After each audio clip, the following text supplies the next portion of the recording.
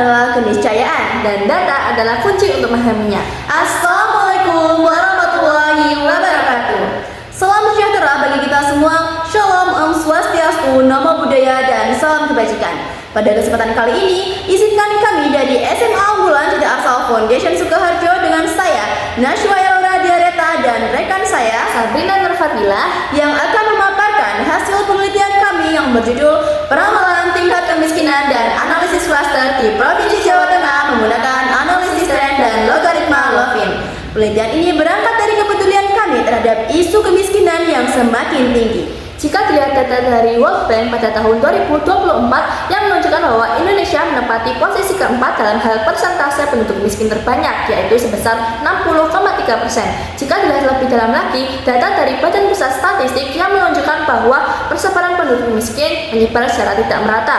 Namun ada satu pulau yang berbeda, yaitu Pulau Jawa, yang dimana persebaran penduduk miskin di perkotaan jauh lebih tinggi daripada di pedesaan. Hal itu dapat disimpulkan bahwa kemiskinan tidak bisa disamaratakan. Oleh karena itu, diperlukan pendekatan berbasis data dan wilayah untuk menentukan kebijakan yang tepat sasaran.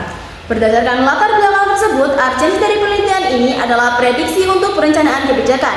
Pemerintah membutuhkan data proyeksi yang valid untuk menyusun strategi pembangunan. Dengan adanya peramalan di 2025, bisa memberikan pemerintah dalam mengantisipasi wilayah yang stagnan atau bahkan mengalami peningkatan kemiskinan.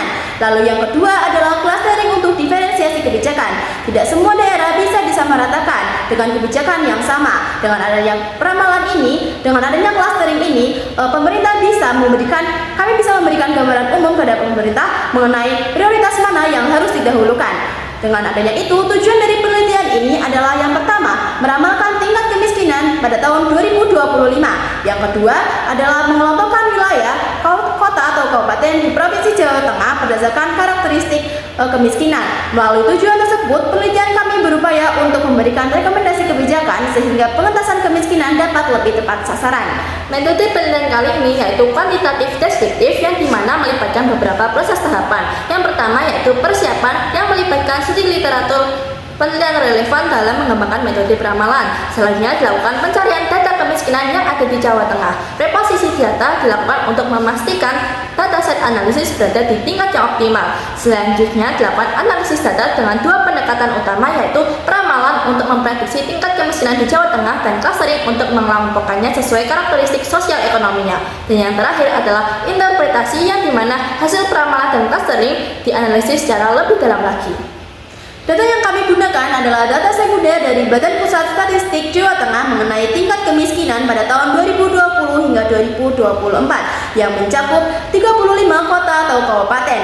Lalu dengan sebelumnya peramalan itu kami menganalisis dengan analisis deskriptif terlebih dahulu. Dengan tingkat kemiskinan tertinggi terjadi di tahun 2021, yaitu di Kabupaten Kebumen, dan kemiskinan terendah di Kota Semarang pada tahun 2024.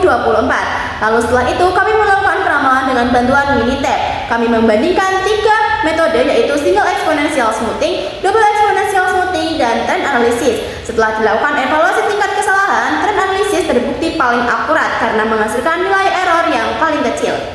Lalu setelah itu, hasil dari peramalan 2025 adalah 34 kota atau kabupaten di wilayah Jawa Tengah mengalami penurunan kemiskinan.